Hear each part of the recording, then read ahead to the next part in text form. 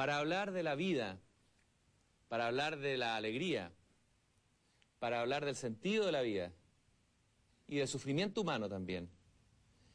Estamos con, ¿cómo llamarlo? Un revolucionario, un nuevo revolucionario. Ya no es el arquetipo del revolucionario que tomó las armas o que estuvo en las calles armando barricadas para cambiar el mundo. Es alguien que a través del humor, a través del juego y del amor ha hecho una vida muy consecuente. Está conmigo Patch Adams, a quien le doy la bienvenida aquí a Chile y a la belleza de pensar. Patch, mi primera pregunta es, León Tolstoy dice que la vida no es un valle de lágrimas, pero tampoco un lugar de diversión. ¿Qué piensa usted de esa afirmación de Tolstoy? I think behind it that he might be saying that life is a choice of interpretation. He's saying that some have interpreted it as a valley of tears and some as an entertainment. I think he proceeded to show where his choices were, for the peasant, for life as a celebration of thought and a celebration of action. Usted ha sido conocido por una película, pero ahora llega el momento de sacar la cara de Robin Williams y que aparezca Patch Adams de verdad. ¿Cuál es la diferencia o las diferencias entre Patch Adams de verdad y el Patch Adams interpretado en la película hecha por Hollywood? Well, Robin is short. The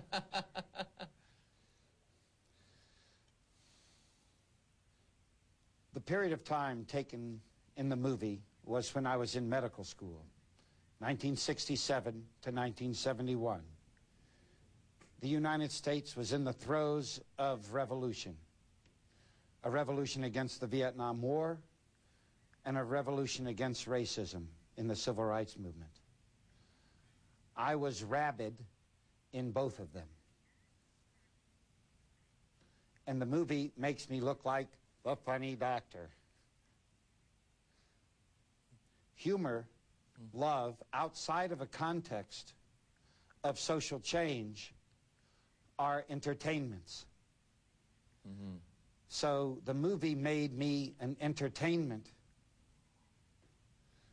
when I want to use love and humor, that people will stand up for love and humor and put on the shelf the love of money and power over.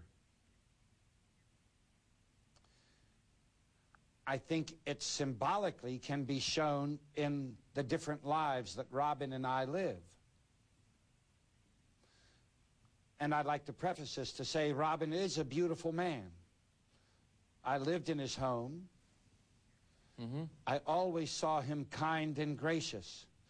I never saw him act like he was rich and famous. However, he made $21 million Yeah. for 4 months of pretending to be me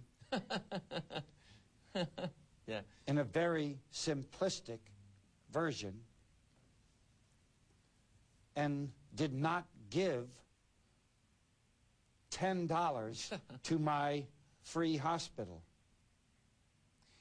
Patch Adams, the person, would have, if I had Robin's money, given all $21 million to a free hospital in a country where 80 million people cannot get care. Quisiera que me contara, para mucha gente que no conoce la historia, ¿cuál fue esa utopía, ese sueño de ese hospital que usted inventó? Well, it's wonderful to be on a show that says thinking is beautiful, because I come from a country that isn't sure what the word thinking means. When I entered medical school, I entered it with the idea to use medicine as a vehicle for social change. I already knew that our society was collapsing under a love of money and power, not only in what it does to its own people, but to people in every country of the world.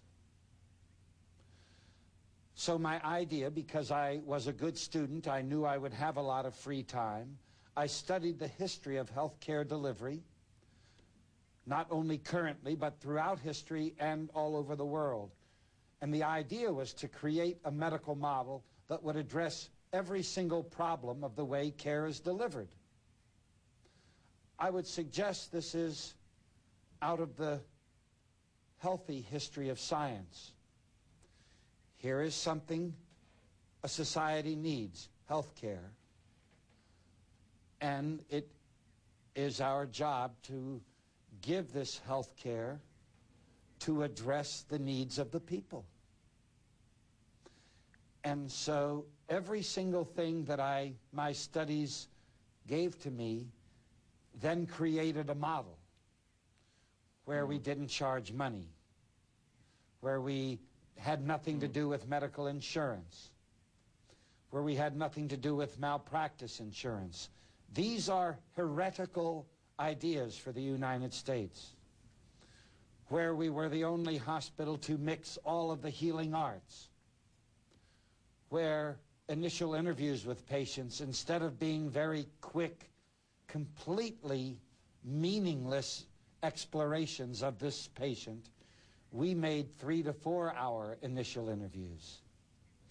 To deal with the issue of burnout and to make the context of medicine fun, we made the first silly hospital in history. And most important for the patient,